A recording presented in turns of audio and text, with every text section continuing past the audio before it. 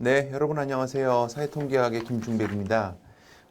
지난 시간에는 조금 갑자기 기계가 좀 문제가 있어가지고 제가 어쩔 수 없이 제 모습을 보여드리지 못하고 그냥 강의 그 음성만 전달해드리는 방식으로 할 수밖에 없었어요.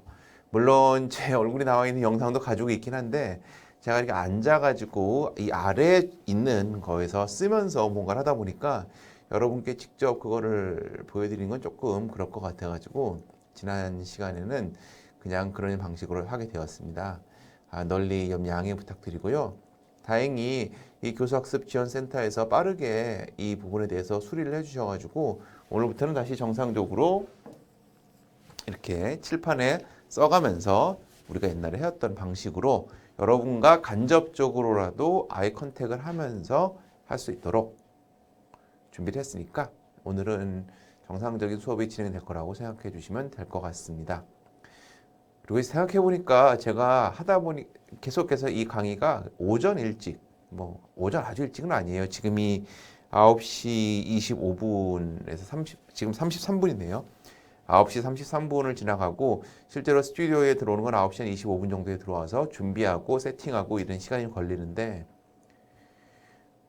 일반 직장인분들에 비해서는 늦은 시간이긴 하지만 사실 대부분의 교수들은 좀 늦게 잠자리에 드는 편이에요.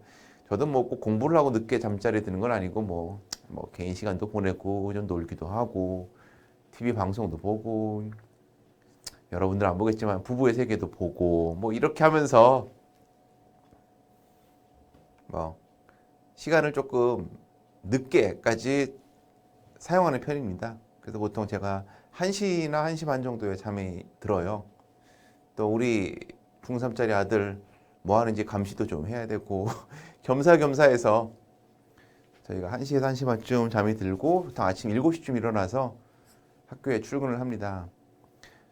그러다 보니까 이게 아침에 조금 졸릴 때가 있어요. 아침에 졸릴 때가 있어서 반드시 뭔가 하나 카페인의 힘을 좀 빌려가지고 각성을 시켜야 되는데 어제 강의는 공교롭게도 바로 요것이 끝나고 나서 커피 약속이 하나 잡혀 있어가지고 커피를 일부러 안 마셨어요. 왜냐면 커피를 2잔 연속으로 마시면 너무 좀 속도 안 좋고 아침에 커피 2잔을 마시는 건 좀 무리가 있을 것 같아가지고 억지로 커피도 안 마시고 그러다 보니까 어떤 드링크 같은 게 전혀 없는 상황에서 강의 시작했거든요. 더구나 지금 청운관 지하에 지금 매점이 지금 문을 닫아 있기 때문에 그러다 보니까 목은 타지 카페인은 안 올라와 있지 그러다 보니까 스크린은 망가져 있지 아주 최악의 상황이었어요. 그래서 오늘은 그런 최악의 상황을 조금 개선하기 위해서 자 이렇게 시원한 커피도 한 잔 사고 스크린도 제대로 된지 다 체크를 했으니까 네 오늘은 그래도 조금 제정신 차리고 여러분께 조금이라도 조금 나은 강의를 전달해 드리기 위해서 노력을 좀 하도록 하겠습니다.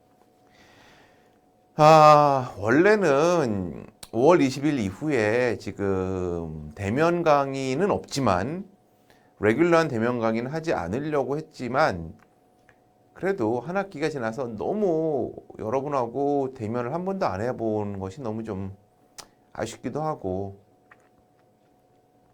지금 상황에서 저희 수업이 60명이 듣기 때문에 갑자기 줌으로 한다는 것도 사실 줌으로 하는 것이 굉장히 도움이 되고 좋은 것은 맞는데 사실 줌으로 하는 것은 한 20에서 30명 정도까지는 어느 정도 이것이 커버가 되는데 사실 60명씩 되면은 제가 여러분들을 얼굴을 보기도 힘들고 여러 가지 한계가 좀 많이 있습니다. 그래가지고 직접 여러분들을 뵙는 기회를 좀 가지려고 했는데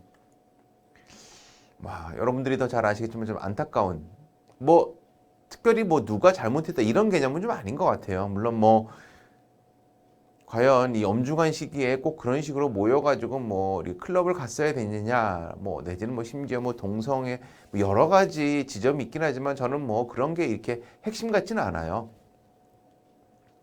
어느 정도 정부에서도 생활 방역으로 옮기자고 얘기도 했었고 언제까지나 우리가 이렇게 집합 생활을 못 한다는 건 사실 좀 한계가 있거든요.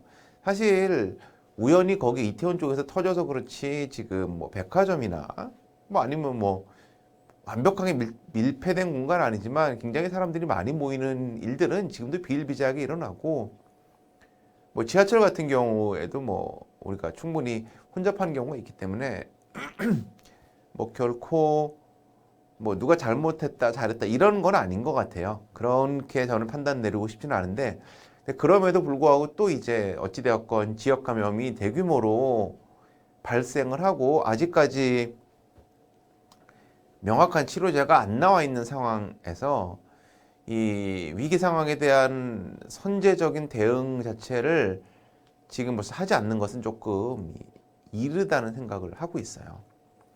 그래서 지금 원래 하려고 했던 대면 강의라기보다는 이제 대면 미팅이죠. 그래서 제가 그때 말씀드렸다시피 정규 수업은 나가지 않고 질의응답만 좀 하고 뭐 어찌되었건 대부분의 학생들이 사회학과 학생들인데 저 교수 어떻게 생겼는지 구경이나 한번 해보자. 그래서 뭐 이래저래 교수님하고 좀 편안하게 얘기나 좀 하고 좀 이런 마음을 가지고 편안하게 오신 학생들을 위해서 제가 대면 강의를 조금 하려고 생각을 했었는데 조금 두고 봐야 될 것 같아요.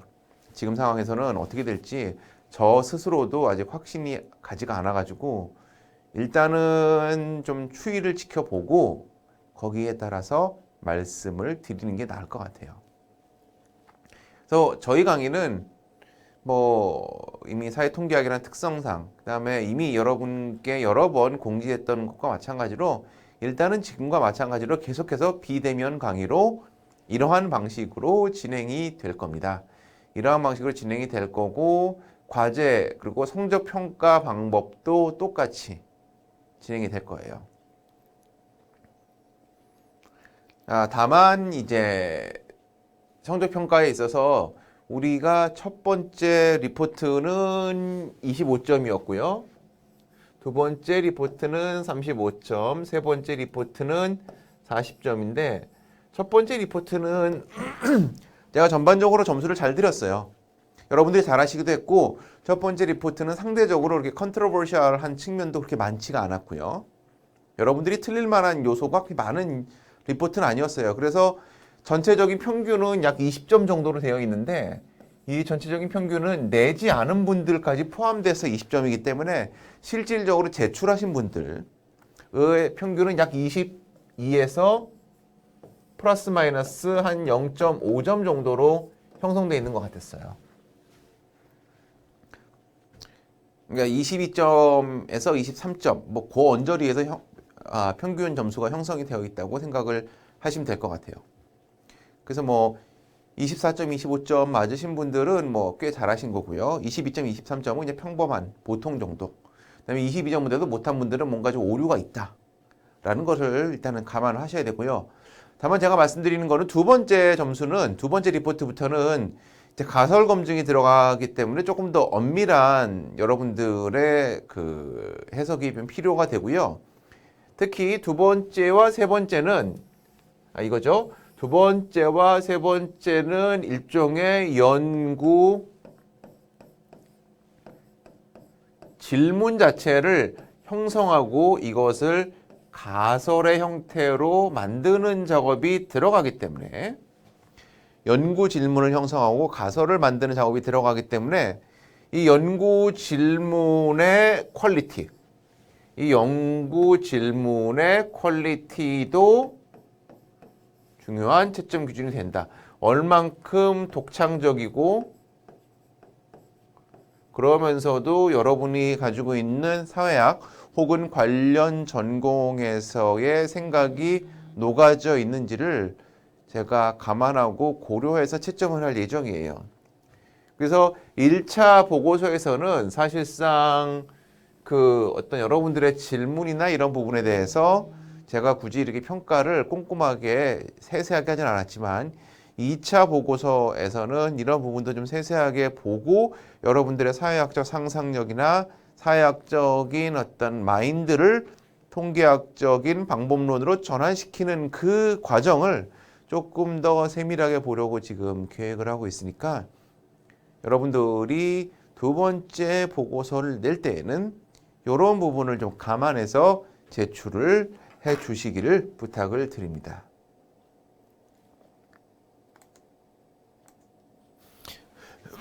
네, 그리고 이제 이런 거를 좀 여러분들이 감안해서 이제 과제를 해주시면 좋을 것 같고요. 오늘은 어제 제가 좀 말씀드렸던 이 집단 간의 어떤 그 평균과 비율차 검증에 대해서 이제 오늘 어느 정도 내용적으로 마무리를 하려고 해요. 제가 어제는 사실은 이렇게 전형적으로 여러분을 쳐다보면서 칠판을 사용하면서 했던 강의가 아니어가지고 제가 생각해도 좀 어색했어요. 하고 나서 보는 것도 좀 어색했고 뭐 오늘이라고 얼만큼 나아질지 잘 모르겠지만 어제는 좀 어색했어요. 어제는. 그래서 오늘은 어제 어찌되었건 했던 내용을 토대로 해가지고 왜 우리가 이 7장이 중요하고 7장을 잘 이해하는 것이 얼만큼 도움이 되는지, 그 다음에 7장과 6장은 어떤 면에서 이어져 있고 어떤 면에서 다른지를 종합적으로 말씀드리도록 하겠습니다. 자, 7장의 제목은 어제 봤듯이 Comparison of two groups, 그러니까 두 개의 집단을 비교하는 거예요. 그래서 제가 어제 말씀드렸죠. 사회학을 잘한다는 것은 어떤 의미냐? 사회학을 잘한다는 것은 어떤 의미냐면은 제가 여러 번 강조했듯이 사회학 죄송해요. 사회학적 상상력을 여러분들이 가지고 있어야 된다는 거죠.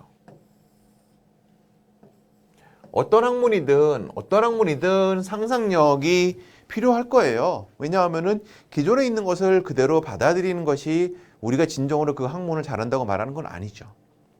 예를 들어서 막스의 이론, 데버의 이론, 혹은 앤서니 기든스의 이론을 우리가 그대로 잘 이해하는 것, 물론 중요하겠죠. 중요하지 않다는 것은 아니에요. 하지만 그들의 이론, 그들의 생각을 그냥 있는 그대로 받아들이는 것은 진정한 사회학자 혹은 사회학을 공부하는 사람들의 responsibility, 책임은 아니겠죠. 반드시 해야 되는 일 가운데 하나긴 하지만 우리는 반드시 그거를 재창조하고 우리 상황에 맞게 재적용해야 되는 책임이 있어요. 즉 어떤 이론이 있건 어떤 개념이 있건 우리는 그것을 구체적인 상황과 연결시켜서 생각하는 노력이 있어야 되고요. 그럼 구체적인 상황을 사용해서 이해하도록 노력한다는 것은 사회학자들은 어떤 의미냐면은 우리 눈에 보이는, 우리가 관찰할 수 있고 경험할 수 있는 어떤 사회적 현상이 이 이론이나 개념의 스펙트럼 안에서 어디에서 어떻게 위치하는지를 밝혀내는 거라고요. 그냥 흔히들 사회학자들이 이제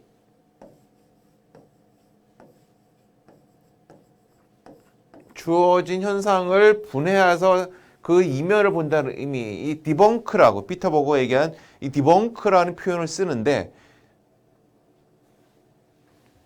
일부 어떤 학생들은 그렇기 때문에 야 사회학자들은 꼴통이다. 사회학자들은 뭐 반동이다. 맨날 삐뚤어온 게 본다. 이렇게 오해하고 있는데 이건 절대 아니에요. 사회학자들은 절대로 사회를 일부러 삐뚤어게 보지도 않고 일부러 부정적으로 보는 그런 사람들은 아니에요. 그저 사회학자들은 우리가 관찰하고 경험하고 볼 수 있는 것을 있는 그대로만 보는 것이 아니라 구조의 틀 안에서 혹은 역사의 틀 안에서 이것이 어디에서 어떻게 위치하는지를 입체적으로 보려고 하는 사람들이죠.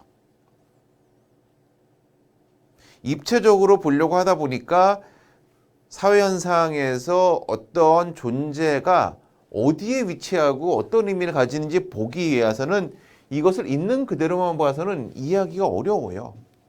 예를 들어서 지난번에 여러 번 말했지만 여성의 소득이 만약에 월 평균 200만 원이다. 과연 이 200만 원이라는 소득이 많은지 틀린지를 우리가 어떻게 이해할 수 있냐는 거죠. 200만 원이라는 소득이 많거나 틀리다는 것은 첫 번째 그냥 인대로 이해하는 것이 아니라 반드시 비교 집단이 있어야만 이해할 수 있어요. 즉 남성의 소득이 얼마인지를 보아야만 이해할 수 있다는 거죠. 예를 들어서 아니 남성의 그때 소득이 200만 원이에요.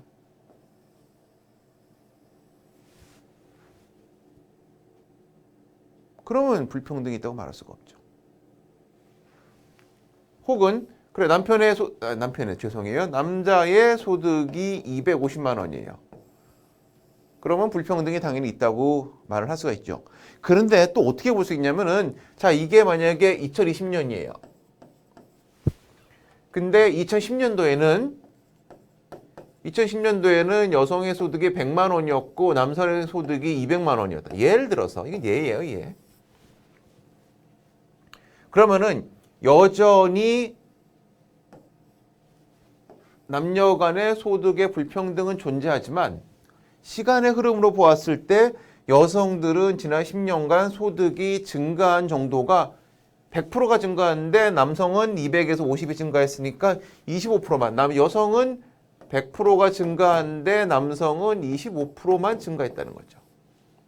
그러면 비록 우리가 보기에 불평등은 여전히 존재한다고도 일면 말할 수 있지만 동시에 남성과 여성의 불평등은 빠르게 줄어들고 있고 이런 추세가 지속된다면 그 몇 년 이후에는 남성과 여성은 소득의 불평등이 계속 굉장히 완화될 것이다라는 뭐 여러 가지 결론, 해석을 우리가 내리고 더할 수가 있는 거죠. 즉 다르게 생각하면은 우리가 처음에 이거를 가지고 있었지만 200만 원이라는 숫자를 가지고 있었지만 이 200만 원이라는 숫자를 그냥 있는 그대로만 받아들였다면은 굉장히 단편적인 해석과 이해를 할 수밖에 없는데 이거를 시간과 구조에 따라서 보면은 또 다르게 볼 수 있다는 거죠.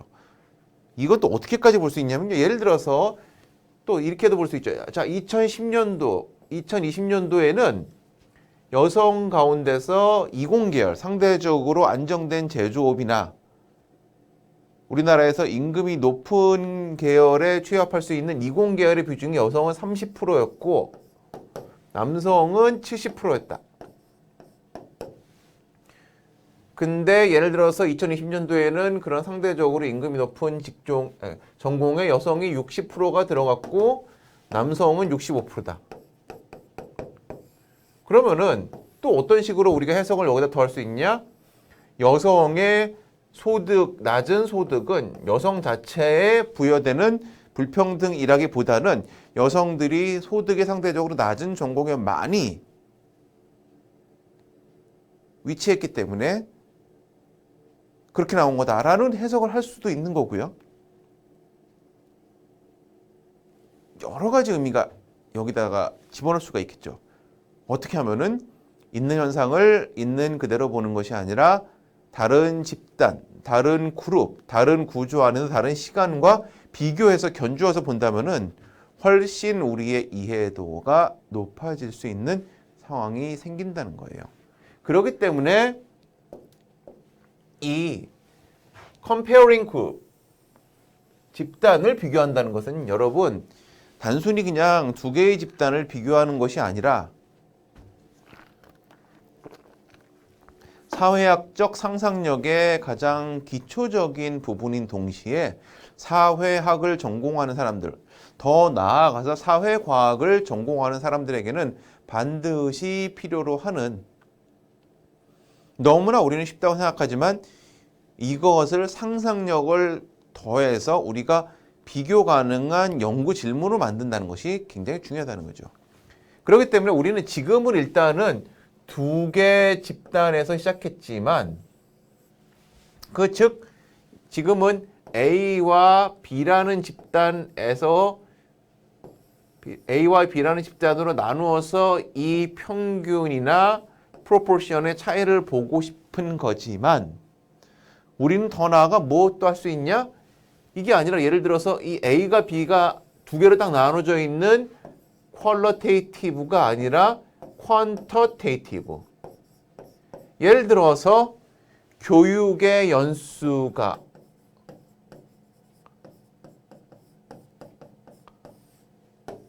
변화함에 따라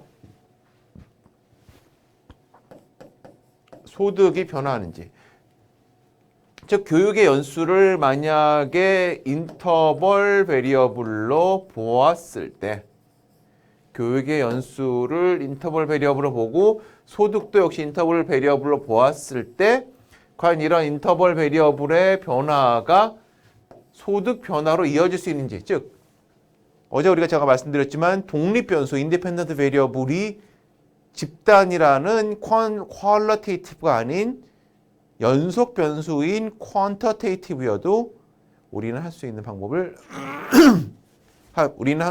찾아낼 수 있고 그거를 실장이 끝나고 나중에 선형 회귀방 정식의 기초에서 배우게 될 거다라는 거예요.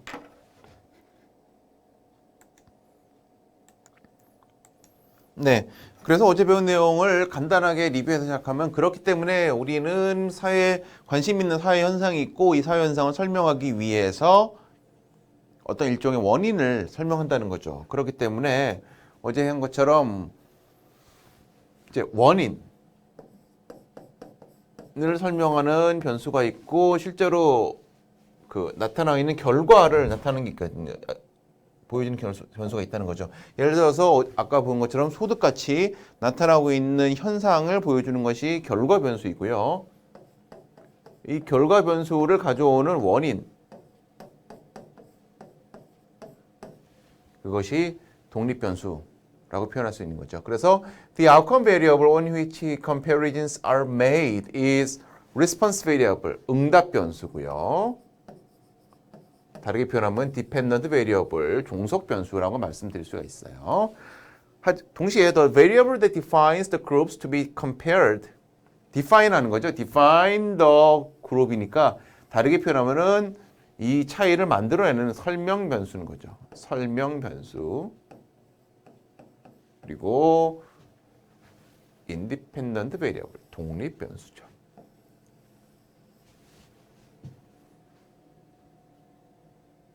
여러분 이 독립이랑 종속이라는 표현을 여러분들이 좀 조심해 주셔야 돼요.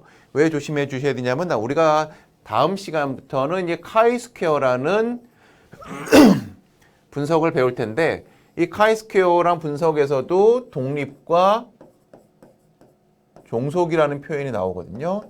다만 카이스퀘어에서 나오는 독립과 종속의 의미가 여기서 나타나는 독립과 종속의 의미와 굉장히 유사하지만 엄밀하게 따지면 다르기 때문에 두 가지를 굉장히 구분해서 생각해 주셔야 돼요. 즉 여기서 말하는 종속 변수는 실질적으로 무엇이 되냐면은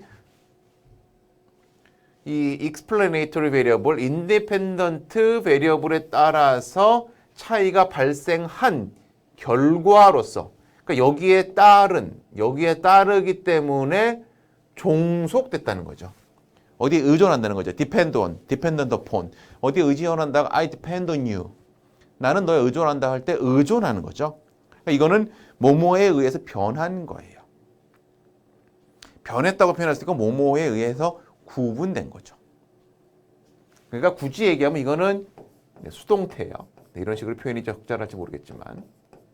그럼 이건 뭐겠죠? 이거는 능동태겠죠.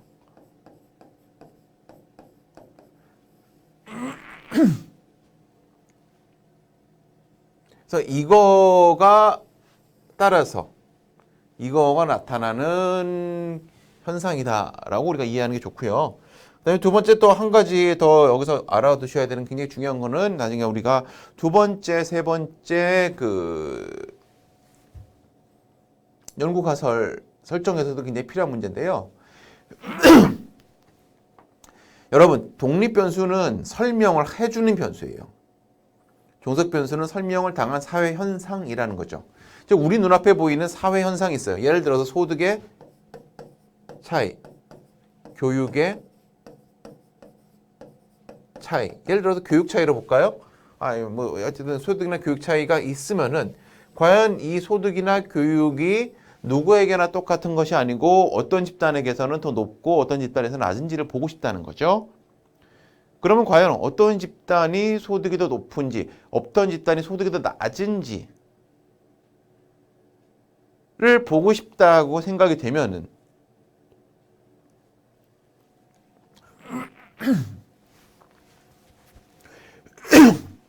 우리가 그런 얘기를 많이 하죠. 이제 결혼에 따라서 즉 우리가 상대적으로 어떤 경제적인 여유가 있을 때 우리가 더 죄송해요. 요거는 다른 거구나. 네, 아니 요거는 무시. 죄송해요. 요거는 지금 설명되면 안 될 것 같아요. 요거는 나중에 설명돼야 될 것 같고요. 그러면은 이걸 한번 해보죠. 자, 소득이 우리가 사람들이 행복의 차이가 있다는 거죠. 그러니까 예를 들어서 행복을 측정하는 한 가지 지수가 딱 존재하는 것은 아니지만 행복하다는 것을 측정할 수 있는 일련의 연속 변수 지수가 있다는 거를 우리가 생각할 수가 있어요. 사실 행복에 대해서는 좀 어렵지만 여러 가지 정신 건강에 대한 지표들, 예를 들어서 우울증, 자기 존중감 이런 거는 굉장히 정교한 지표들이 마련돼 있어요. 행복 같은 경우도 정교한 지표가 마련돼 있는 것은 사실이지만 우울증이나 그런 것만큼 정교하지는 않기 때문에 제가 그 얘기는 쓰진 않는 거예요. 뭐 여기서는 일단 여러분들이 이해하기 좋게 행복이라는 걸 쓰는 거예요. 그러면 어떤 사람이 행복할까? 라고 생각했을 때 우리는 뭐 예를 들어서 여기 있는 것처럼 소득이 높은 사람들이 행복하다. 그래서 이거에 따라서 두 가지로 나눈 거죠. 예를 들어서 평균값보다 높은 집단이 평균값보다 낮은 집단보다 행복의 지수가 높다라고 얘기할 수도 있는 거죠. 즉 소득에 따라서 행복의 정도가 달라질 수 있다. 결정될 수 있다. 라고 이야기할 수 있는 관계를 우리가 설정해 볼 수가 있어요. 충분히 리즈너블하죠. 돈이 많으면 행복해. 돈이 많으면 행복해. 돈이 적으면 행복하지 않아. 그렇게 생각할 수 있어요. 물론 어떤 분들은 여기에 뭐 다른 생각 가질 수 있죠. 뭐 그거는 건 충분히 이해할 수 있어요. 이거는 그냥 예시로서 든 거니까요. 근데 반대로 행복을 똑같이 나눌 수 있죠. 행복을 지수로 봐서 행복의 지수 정도가 평균보다 높은 사람과 평균보다 낮은 사람, 즉 이것도 두 개의 집단으로 볼 수가 있죠. 만약에 두 개의 집단으로 본다고 했을 때 반대로 행복한 사람들이 소득이 더 높을 가능성은 있을까요, 없을까요?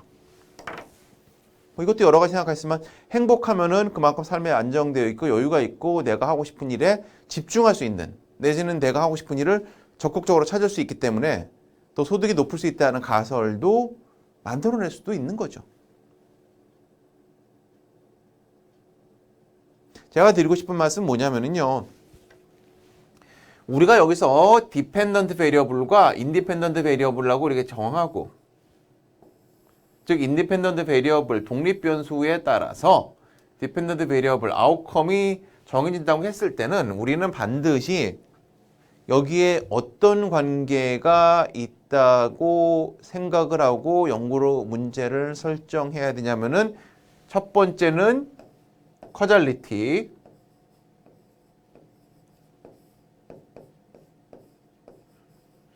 가 있다고 일단 이론적으로 상식적으로 설정이 돼야 되고요. 즉 인과성이 있다. 인과성이 있다는 말은 뭐냐? 독립 변수에 따라서 종속 변수가 나누어질 수 있고 구분이 갈 수 있다는 거예요. 즉 독립 변수에 따라서 다르게 표현하면 이 챕터에서 보았을 때는 두 개의 집단으로 나눔에 따라서 종속 변수의 통계치, 종속 변수의 특성이 구분이 된다는 거죠. 하지만 동시에 무엇이 존재하지 않도록 고민해야 되느냐?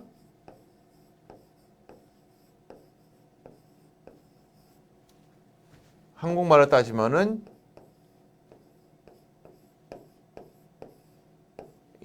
역인과관계가 최대한 없도록 우리가 관계를 고민하고 설정을 해야 된다는 거예요. 즉 역인과관계는 뭐냐면은 우리가 설정한 문제에서 독립 변수가 있고 종속 변수가 있어요. 예를 들어서 소득이 높은 사람이 혹은 소득이 평균보다 높은 집단이 행복 지수가 높다고 결정했을 때 소득이 인디펜던트, 행복이 디펜던트겠죠. 근데 문제는 뭐냐면은 이 반대, 리버스 코잘리티.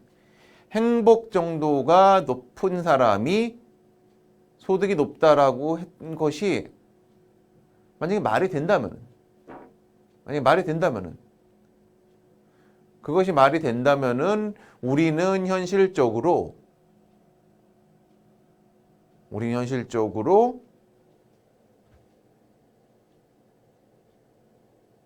인과관계만 존재한다고 말하기는 어렵겠죠.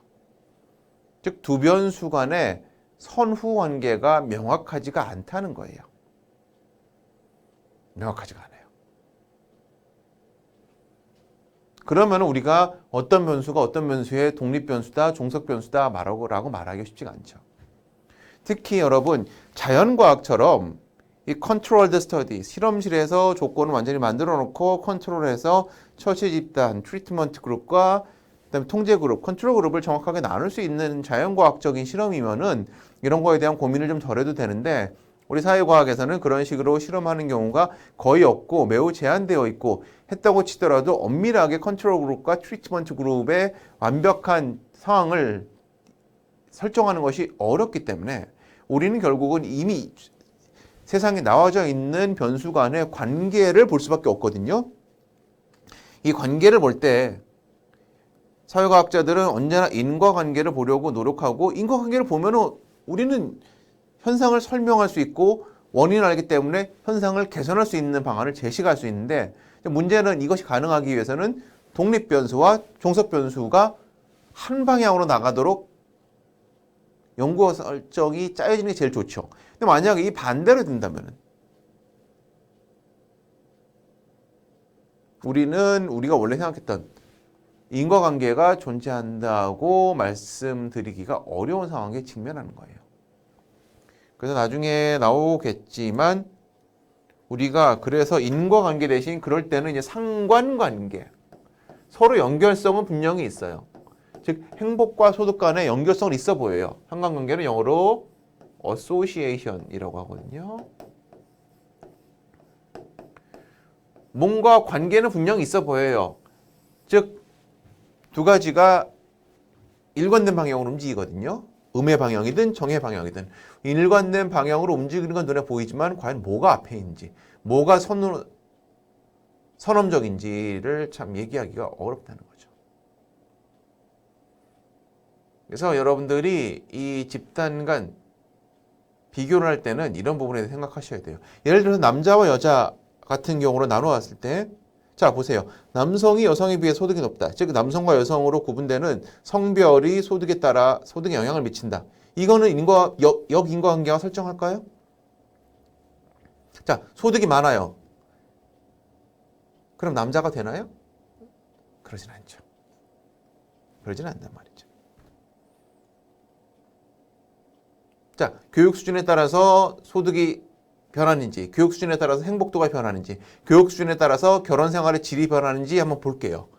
교육 수준이 높은 사람들, 교육 수준이 평균보다 높은 사람들이 교육 수준이 평균보다 낮은 사람보다 결혼 생활의 질이 높아요. 오케이. 반대로 결혼 생활의 질이 높은 사람들이 갑자기 교육의 질을 높일 수가 있나요? 그럴 수 없죠. 왜? 교육은 대부분의 교육, 추가 교육은 모르겠지만, 평생 교육은 모르겠지만, 일반적인 교육은 대부분 25살, 30살 전에 다 이루어지기 때문이죠. 즉, 논리적으로도 마찬가지고, 여기 나와 있는 것처럼 시간 관계상도 우리가 분명히 고민해야 되는 부분이 있다는 거죠. 그래서 사회과학에서 이 인과관계를 검증하는 것은 굉장히 복잡한 논리가 필요하고 정교한 방법론도 필요하고 여러분들이 연구 문제에 대한 어떤 명민한 감각도 필요해요. 상관관계를 밝히는 것까지는 어느 정도의 노력만 기울이면 충분히 해낼 수가 있어요. 하지만 인과관계를 밝히는 것은 여러분들이 생각보다는 조금 더 많은 노력이 필요하다는 것을 지금 좀 알아두시고 이 7장은 그런 인과관계를 밝히려는 여러분들의 노력의 첫 출발이다 라고 생각을 해주시면 좋을 것 같습니다. 네, 여러분 그래가지고 지금 이제 이런 얘기를 쭉 드렸으니까 여러분들이 이런 걸 감안해가지고 그 집단 간의 비교의 논리에 대해서 항상 생각을 하면서 집단 간의 비교가 왜 필요하고 어떻게 진행돼야 되는지를 생각하면서 이제 이거를 이해하시는 게 굉장히 장기적으로는 도움이 된다. 이 말씀을 꼭 드리고 싶었어요. 뭐 어제 했던 내용들은 비슷한 내용들은 제가 굳이 오늘 또 반복하지는 않고요. 어제 미처 말씀 못 드렸던 내용들 위주로 말씀을 드렸습니다. 그래서 어제 이 부분까지 했죠. 그래서 이 부분에 대해서 다시 말씀드리면은 핵심은 그거예요. 자, 이제 두 집단 간의 평균을 비교하고 싶다는 거죠. 평균을 비교하다는 것은 다르게 표현하면은 두 집단의 평균 혹은 비율이 차이가 있다는 것을 우리가 보여주는 게 우리의 목적이에요. 자, 보세요. 우리가 6장에서도 뭘 봤죠? 우리가 가지고 있는 표본 평균을 가지고 영가설에서 맞다고 생각했던 모평균을 기준으로 하는 샘플링 디스트리뷰션이 적절하지 않다는 것을 보이는 게 우리의 목적이거든요. 6장에서는 어떻게 했죠? 우리가 가지고 있는 것은 실제로 손에 가지고 있는 것은 표본 평균이기 때문에 영가설에서 제시한 모평균 혹은 모비율을 기준으로 그린 샘플링 디스트리뷰션에 우리가 가지고 있는 표본 평균이나 표본 비율이 95% 안에 들어가면은 95% 신뢰도로 따졌을 때 영가설에서 제시한 모평균이나 모비율이 틀렸다고 말을 못하는 거죠. 하지만 이미 여러분이 알고 있으시다시피 틀렸다고 말을 못하는 거지 맞다고도 말을 못하는 거예요. 왜냐하면 모평균이나 모비율은 우리가 정확하게 뭔지 알 수 없으니까. 근데 이 95% 범위 내에 있지가 않고 바깥에 있어요. 그러면 적어도 우리는 무슨 얘기할 수 있냐? 95% 혹은 특정한 신뢰도 수준 하에서 이 모평균은 적절하지 않다라고 이야기할 수 있는 거죠. 이것도 똑같습니다. 아까와 같은 논리를 통해서 우리가 할 수 있는 것은 두 집단 간의 두 집단 간의 평균이나 비율이 차이가 있음을 보여주는 게 우리의 목표예요. 차이가 없다는 것은 우리가 기본적으로 보여줄 수가 있다 없다 없어요.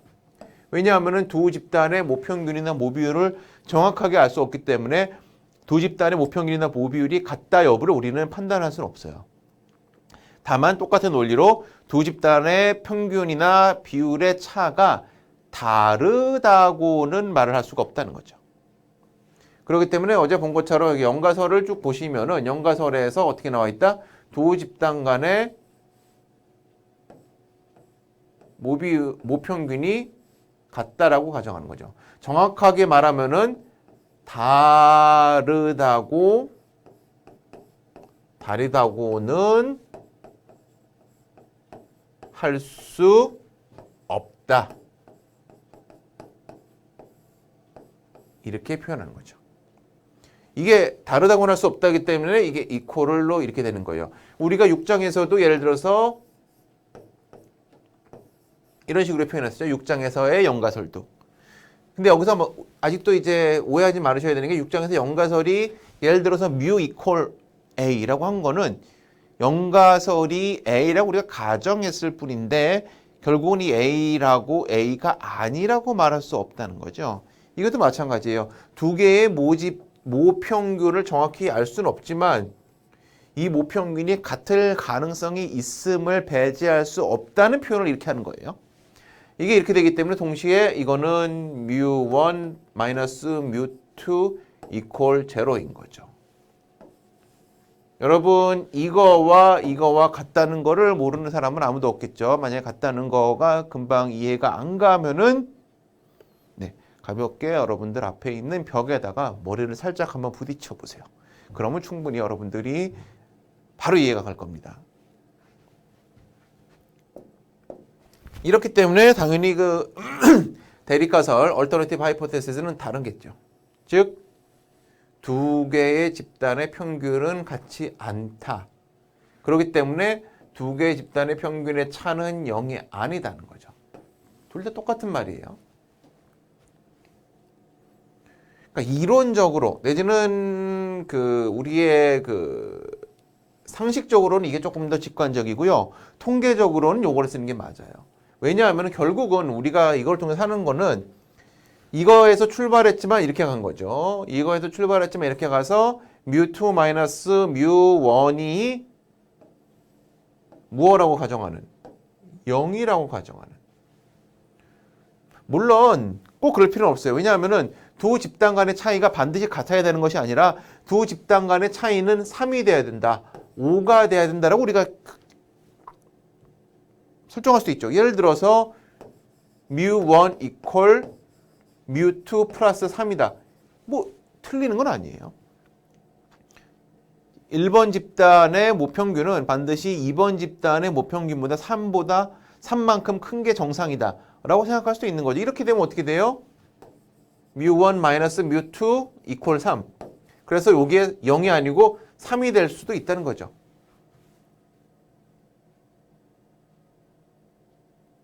하지만 될 수도 있다는 거지 우리가 일반적으로 이런 식으로 사용하진 않아요. 틀렸다고 말할 수는 없다는 거죠. 그래서 결국 여기 이제 똑같이 6장에서 봤던 것과 똑같은 형태로 되면은 mu2 minus mu1 equal 0, mu2 minus mu1 is not equal to 0. 그렇기 때문에 mu2 minus mu1 equal 제로라고 하는 샘플링 디스트리뷰션을 그릴 수가 있고요. 우리가 실제로 손에 가지고 있는 y2 바 마이너스 y1 바를 가지고 이것이 예를 들어서 95%라고 했을 때 이렇게 그린 샘플링 디스트리뷰션의 t.025 바깥에 있는지 아닌지를 보면 되는 거죠. 그렇죠?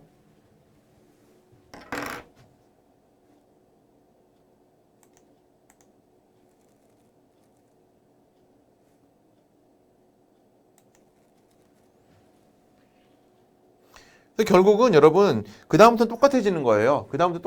오직 우리가 이제 알아야 되는 것은 무엇이냐? 스탠다드 에러만 알면 되는 거예요. 즉 표준 오차. 왜 표준 오차만 알면 되는 거냐? 결국 우리가 해야 되는 것은 보세요. 자, 이렇게 돼 있는 거죠. 이렇게 돼 있어요. 요 가운데가 뭐죠?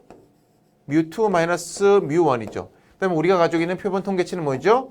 y2 마이너스 y1이죠. 그러면 옛날에 6장에서 봤듯이 그럼 이 두 개의 값의 차이를 우리가 뭘로 어떤 단위로 하죠? 스탠다드 에러로 하는 거죠. 스탠다드 에러. 그럼 스탠다드 에러를 한다는 얘기 무슨 말이냐면은 자 y 바 2 마이너스 y1 바 마이너스 mu 제로인데 0이죠. 이거를 스탠다드 에러로 나누면은 이것이 바로 T statistics가 나오는 거죠. 그래서 우리는 이거 알죠? 요것만 이제 알면 되는 거죠. 그래서 요거를 구하는 공식이 어떻게 되냐? 이렇게 되는 거죠. 그러니까 실제로 두 개의 표준 오차를 더하는 방식인 거죠. 그러니까 이걸 만약에 분리하면은 이렇게 되는 거지만 실질적으로는 이걸 두 개를 하나 더해서 루트 안에 두 가지가 이렇게 들어간다라는 거예요. 논리는 우리가 6장에서 배운 거랑 다 똑같고 구하는 방식만 살짝 이런 식으로 하면 된다라고 말씀드리면 될 것 같아요.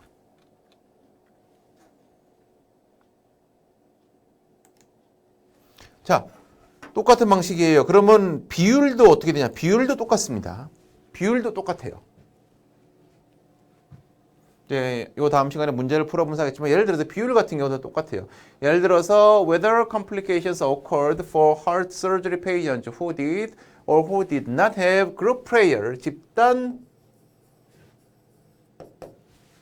기도를 했던 혹은 하지 않았던 환자들한테서 어떤 증상이 나타나는지 그걸 보는 거죠. 다르게 표현하면은 과연 기도하는 여부가 환자들의 심장수술이죠? 심장수술한 환자들의 어떤 개선이나 이런 거에 도움이 됐냐라는 걸 보고 싶은 거죠. 그래서 기도를 한 사람이 있고 기도를 하지 않은 집단이 있어요. 기도를 한 집단의 총 숫자는 604고 안 한 집단의 총수는 597이에요. 기도를 한 집단은 0.52가 나왔고요. 기도를 안 한 집단은 만약에 0.509가 나온 거죠. 우리가 관심 있는 것은 이 두 개의 집단이 유의미한 차이가 있냐는 거예요.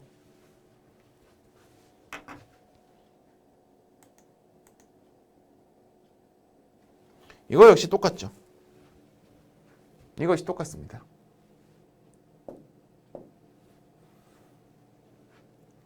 이거 역시 어떻게 하냐면은 파이 2 마이너스 파이 1, 파이 2 마이너스 파이 1을 해서 파이 2 마이너스 파이 1을 해서 이 실제로 우리가 가지고 있는 표본 비율의 차이가 이거를 해서 그린 이거 사이에 들어가 있냐 들어가 있지 않냐라는 거예요.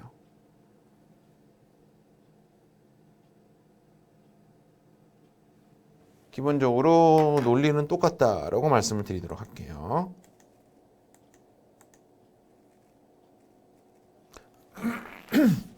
다만 조금 차이가 있다면 여러분들이 앞쪽에서도 배웠겠지만 이게 조금 차이가 있어요. 왜냐하면 첫 번째 이 confidence interval 신뢰 구간을 구할 때에는 즉 다르게 표현하면은 이 신뢰 구간은 무슨 말이냐? 두 집단의 표본 비율의 차이에서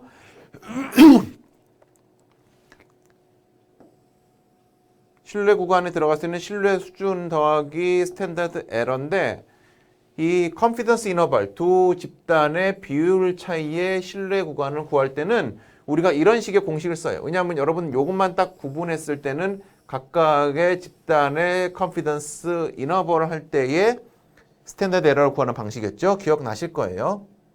기억나실 거예요. 그래서 쉽게 생각하면은 이렇게 해서 구한 스탠다드 에러에 그렇다면은 요 컨피던스 인터벌은 결국은 뭐로 판단하느냐? 이것이 0을 포함하느냐, 포함하지 않느냐로 우리가 볼 수 있죠.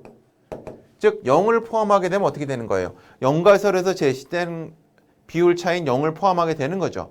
영가설에서 제시된 값이 포함되게 되면은 이 얘기는 뭐냐면은 영가설에 제시된 값이 틀렸다고 말할 수가 없는 거고요. 만약에 이것이 0을 포함하지 않으면은 영가설에서 제시된 그 모비율이 맞다고 말할 수가 없는 거죠. 즉 이렇게 되면은 다르게 표현하면은 대립가설이 기각되는 거고요. 이렇게 되면은 대립가설이 채택되는 개념입니다. 이렇게 생각하시면 돼요.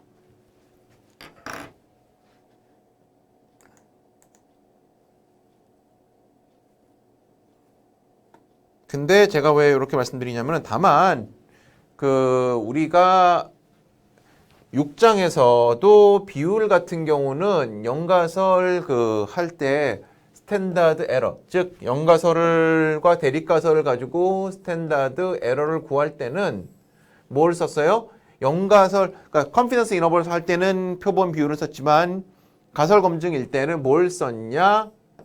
그때도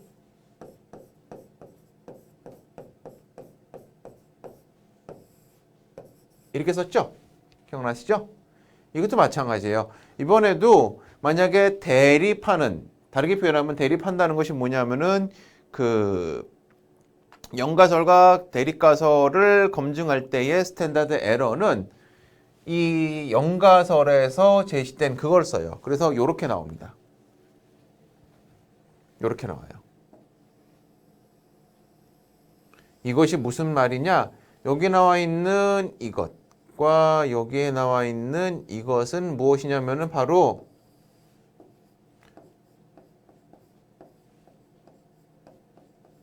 전체의 비율인 거죠. 전체 비율은 뭐냐면은 아까 여기 나와 있는 보시면은 자 요거예요. 아까 여기 나와 있는 것은 각각의 집단들이고요. 각각의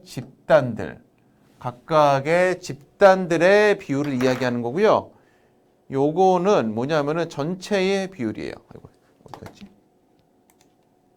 전체의 비율은 뭐냐? 아까 예를 들어서 집단 A가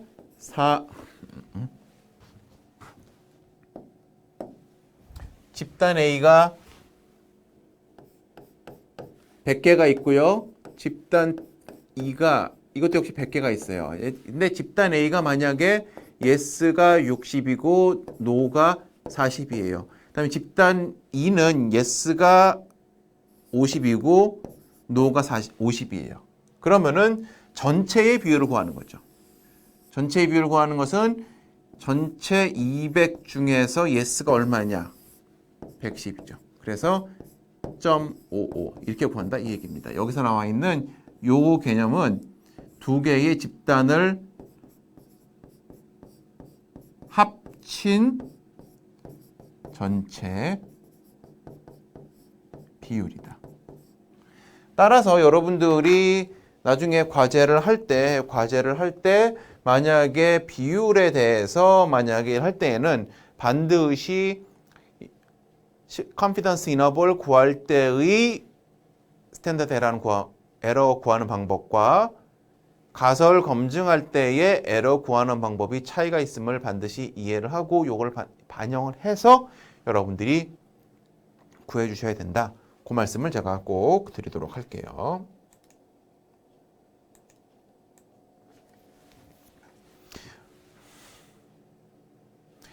네, 그래가지고 이 부분도 마찬가지로 이 스탠다드 에러를 구하는 방식, 스탠다드 에러를 구하는 방식도 우리가 앞에서 공부한 것과 똑같아요. 기본적으로 같은데 다만 차이가 뭐냐면은 unlike proportion, compare mean is based upon t-distribution이죠.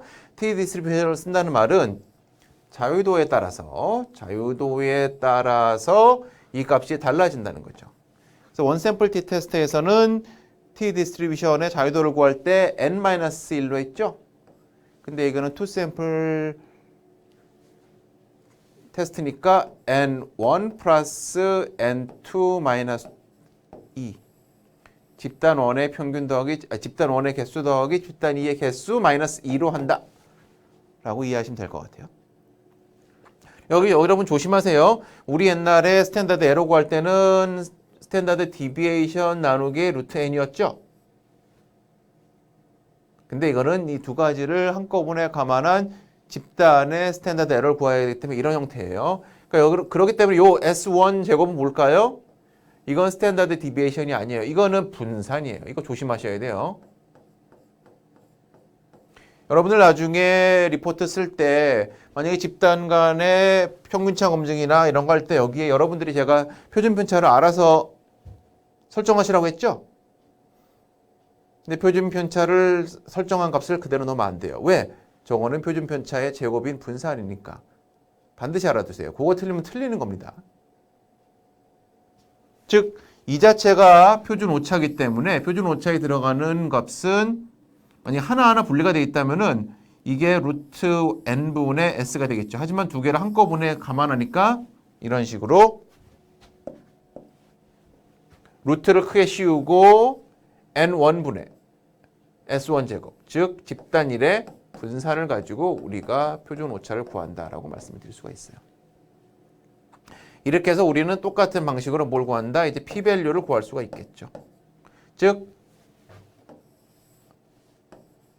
mu2 마이너스 mu1 이퀄 제로가 맞다고 그린 샘플링 디스트리뷰션에서 예를 들어서 y2 y바 2 마이너스 y바 1보다 같거나 큰 값이 발견될 확률을 t 테이블에 따라서 구할 수가 있죠.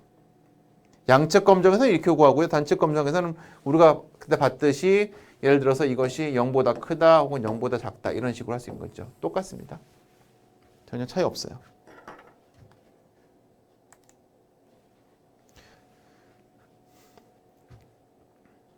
자, 오늘은 여기까지 하고요. 이런 방식으로 지금 7장은 정리가 됩니다. 오늘 조금 빨리 진도를 나간 것 같긴 하지만 오늘은 예시를 따로 안 들려드렸기 때문에 다음 시간에 예시를 같이 보면서 문제를 풀면서 7장의 내용을 정리하고 과연 집단 간의 평균차 검정, 집단 간의 비율차 검정을 문제에서는 어떤 식으로 해결하는지 보면서 오늘 배운 내용을 정리를 할 거예요. 여기까지가 정리가 되면 여러분들이 사회학과 학생으로서 필요로 한 집단 간 비교의 논리를 기본적으로 다 배웠다고 말씀을 드릴 수가 있겠습니다. 그 다음에 요 다음번에는 더 나아가서 이 논리들을 과연 아마 제가 실러버스를 봐야 되겠지만 아마도 회계방정식이 먼저 나와 있는 것으로 제 기억이 나는데 회계방정식으로 즉 독립변수가 연속변수일 때의 두 변수 관계의 인과관계를 살펴보는 방법을 배우도록 하겠습니다. 네, 긴 시간 동안 오늘 집중해 주셔서 대단히 감사하고요. 오늘 배우신 내용 6장과 7장을 연결시켜서 반드시 집에서 복습을 한번 하시고 답안지나 이런 것들을 활용해서 문제를 한번 풀어보시면은 여러분들이 훨씬 더 도움이 되지 않을까 생각이 됩니다. 자, 오늘은 여기까지 하겠습니다. 긴 시간 고맙습니다.